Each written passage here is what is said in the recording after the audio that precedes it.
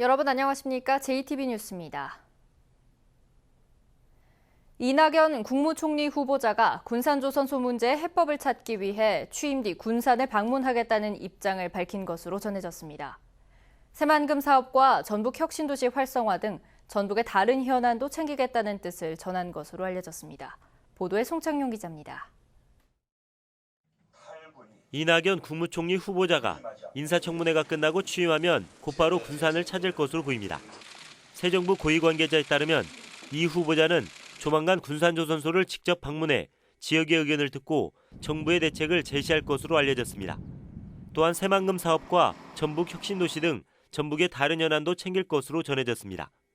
이 후보자는 지난 10일 총리 지명 소감을 밝히는 자리에서 책임 총리 역할을 제대로 수행하겠다고 말해 이러한 움직임이 전북 현안 해결에 긍정적인 신호로 받아들여지고 있습니다. 여러 가지 행정 업무들은 각 부처가 장관의 책임 아래 수행하겠지만 총리가 들여다봐야 될 것은 이 후보자는 자신의 이러한 관심이 문재인 대통령의 뜻이기도 하다고 강조한 것으로 알려졌습니다.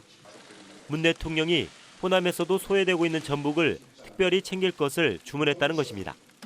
앞서 대선 기간 문 대통령은 공공선박 발주와 금융지원 확대로 군산조선소 정상화를 지원하겠다고 공약했습니다. 또한 새만금을 국가조도로 속도감 있게 개발하고 전북 혁신도시를 서울과 부산에 이은 제3의 금융도시로 육성하겠다고 약속했습니다. 대통령에 이어 국무총리 후보자까지 군산조선소 해결과 새만금 개발, 그리고 혁신도시 육성에 적극 나서기로 해 지역 현안 해결에 대한 기대감이 커지고 있습니다. JTB 뉴스 송창용입니다. 문재인 대통령이 대선에서 지지해준 전북도민에게 감사의 뜻을 전하고 전북 인사를 챙기겠다는 뜻을 밝혔습니다. 송하진 도지사는 어제 문재인 대통령이 직접 전화를 걸어 전북도민이 대선에서 높은 지지율을 보내준 것에 대해 고마움을 표시하고 앞으로 전북 인사를 적극 챙기겠다고 말했다고 밝혔습니다. 송 지사는 이어 문 대통령에게 새 정부가 세계 잼버리 대회 유치에 힘을 실어줄 것을 요청했고 문 대통령이 적극 지원하겠다고 화답했다고 전했습니다. 화학 공장이 몰려있는 군산 산업단지에서 가스 유출 사고가 잇따르면서 주민들의 불안감이 커지고 있습니다. 주민들은 가스 유출 사고가 발생하면 신속히 대처할 화학 방재 재난센터를 수년째 요구하고 있지만 터덕거리고 있습니다. 김진형 기자입니다. 군산 지방산업단지입니다. 지난 7일 한 화학공장에서 냉각기 고장으로 유해가스 일부가 외부로 유출됐습니다. 이 사고로 인근 아파트 주민들은 두통과 메스껍, 어지러움 등 고통을 겪어야 했습니다.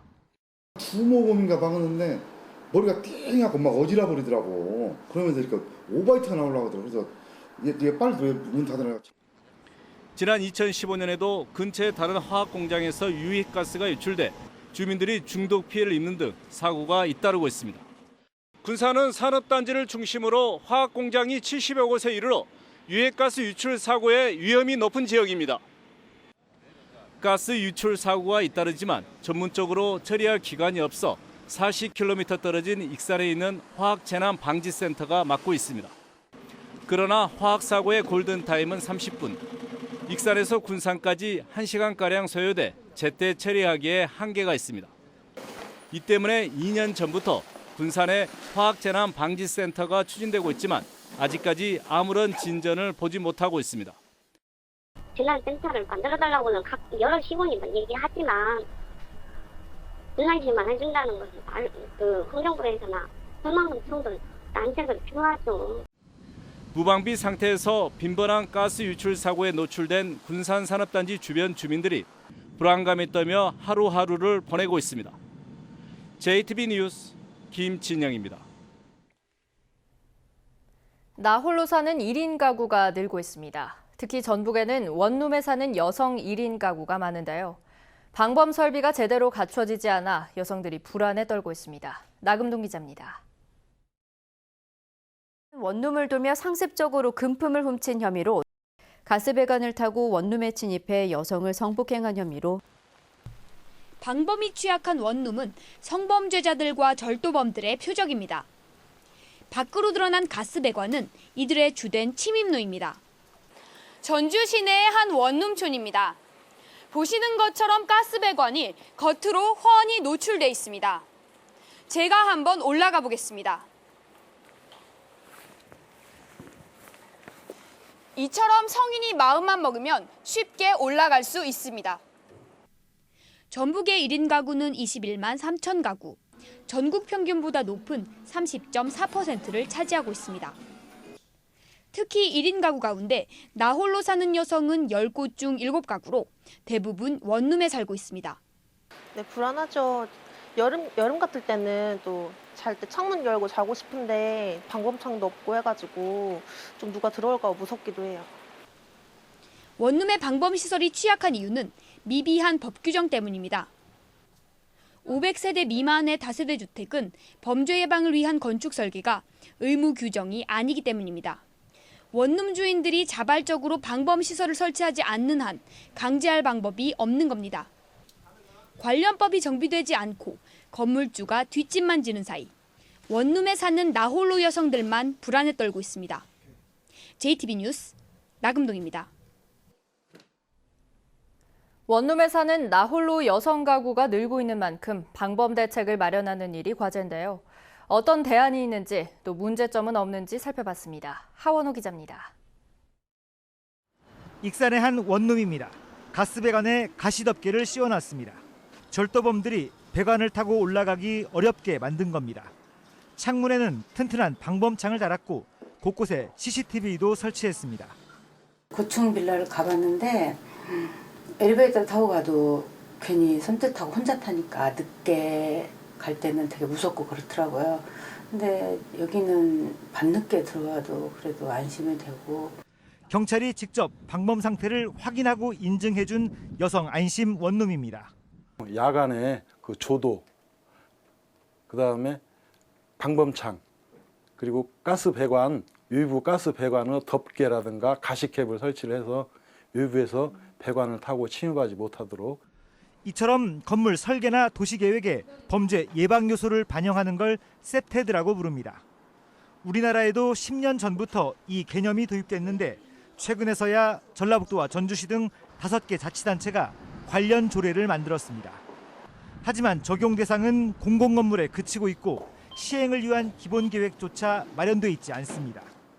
그 도시장의 기본 계획에 범죄 예방 관련된 부분들을 일부 넣어서 그 사업을 지금 시행하고 있는 부분들이죠. 용역을 하려고 했는데 이제 그 사업 예산 자체가 이제 세워지지 않아서. 작은 규모의 다세대 주택에도 방범 설계를 의무화하는 등 1인 가구 증가에 따른 대책 마련이 시급합니다. JTB 뉴스 하원호입니다. 대중교통 이용이 어려운 농촌 주민을 위해 수요응답형 교통체계인 행복버스가 확대 운영됩니다. 남원시가 신생아에게 아기 시민증을 발급하는 등 적극적인 출산 장려 정책을 펴고 있습니다. 주혜인 기자입니다. 오지에 있는 농촌마을 주민들은 버스를 이용하는 것도 쉽지 않습니다. 대중교통 이용이 어려운 교통 오지 마을 주민들을 위해 언제 어디서나 택시처럼 이용할 수 있는 행복버스가 확대 운영됩니다. 진안구는 지난해 백운면에서 시범 운영했던 행복버스를 올해 성수면과 북이면, 주천면 등 모두 4개 면 지역으로 확대 운행합니다. 기존 버스와 택시의 장점을 살려 수요 응답형 행복버스가 농촌의 이동권이나 경제 활성화에 큰 역할을 하고 있습니다. 신생아 탄생을 축하하기 위해 남원시가 아기 시민증을 발급합니다. 발급 대상은 출생 신고 후 1년 이내 신생아로 신청서와 아기 사진을 읍면 동사무소에 제출하면 생년월일과 주소, 혈액형, 연락처 등이 기재된 시민증이 발급됩니다. 남원시는 출산율 제고를 위해 시장이 직접 산모에게 축하 전화를 하고 출산 축하용품 등을 지원하고 있습니다. 큰 축복인 아기의 탄생을 축하하고 저출산 문제에 대한 사회적인 관심을 환기시켜서 출산 장려 분위기를 조성하고자 부안군이 5월 21일을 오디 기념일로 지정하고 적극적인 판촉 행사를 벌이기로 했습니다. 오디는 부안군의 대표 작목으로 전국 재배 면적의 23%를 차지하고 있으며 전국에서 가장 많은 연간 1,800여 톤이 생산되고 있습니다. 분당 서울대병원 의료진 30여 명이 순창 주민들을 무료로 건강검진했습니다. 이번 검진은 순창군의 요청을 분당 서울대병원이 받아들여 이루어졌으며 주민 100여 명이 초음파와 혈액 검사 등을 받았습니다. JTB 뉴스 주혜인입니다. 더불어민주당 이춘석 의원이 당 사무총장에 임명됐습니다. 더불어민주당은 이춘석 의원을 사무총장에 임명하면서 이춘석 의원이 대선 기간에 문재인 대통령의 원내 비서실장을 역임한 만큼 당청 간의 가교 역할을 할 것으로 기대한다고 밝혔습니다. 또한 이번 인사는 대선에서 압도적으로 지지를 보내준 호남에 화답하는 인선이라고 덧붙였습니다. 국민의당 원내대표와 정책위 의장 선거가 오는 16일 열리지만 전북 출신 의원들끼리도 사전 조율이 안 돼 진통이 예상됩니다. 국민의당의 전북 의원들은 대선 이튿날인 지난 10일 간담회를 갖고 새 지도부에 적극 참여해서 당내 영향력을 높이기로 뜻을 모았지만 원내대표 선거에서 유성엽, 김관영 의원이 서로 경쟁을 벌이고 이용호 의원까지 광주 출신 김동철 의원의 러닝메이트로 정책위 의장에 출마하면서 도내 의원들의 표 분산이 우려됩니다.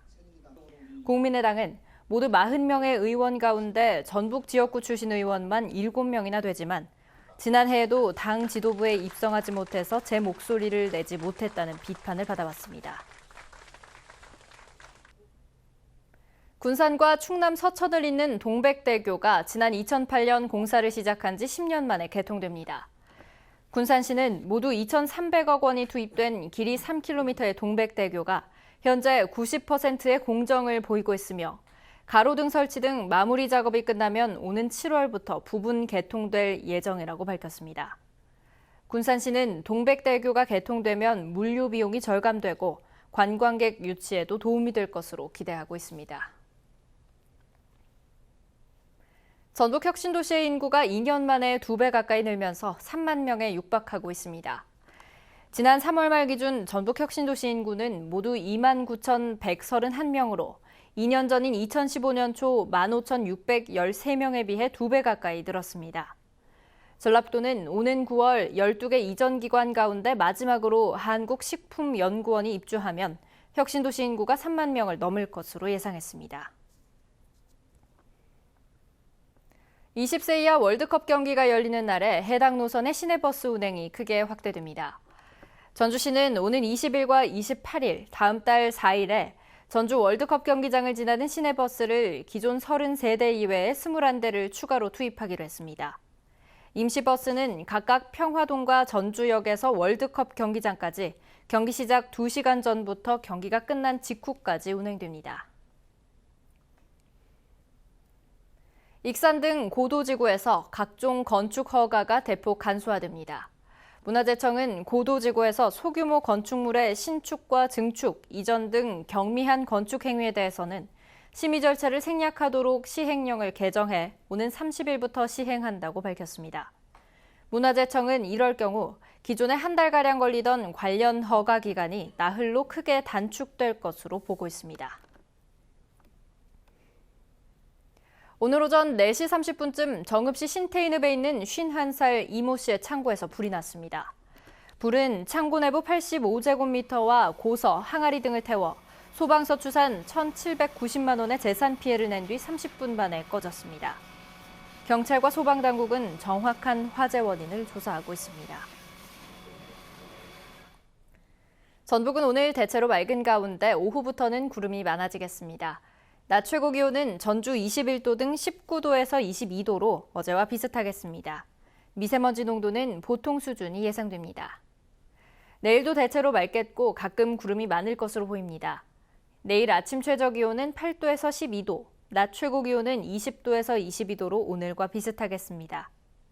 전주기상지청은 당분간 대체로 맑은 날씨 속에 낮 최고 기온이 25도를 웃도는 초여름 날씨가 이어질 것으로 내다봤습니다.